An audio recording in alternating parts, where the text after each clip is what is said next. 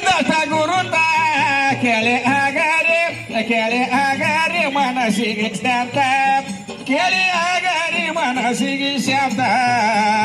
ದೇವಿ ಕೈಯನ ಕಡಗದ್ದಾಗದ ಕೊಟ್ಟ ಗುರು ಹೇಳಿ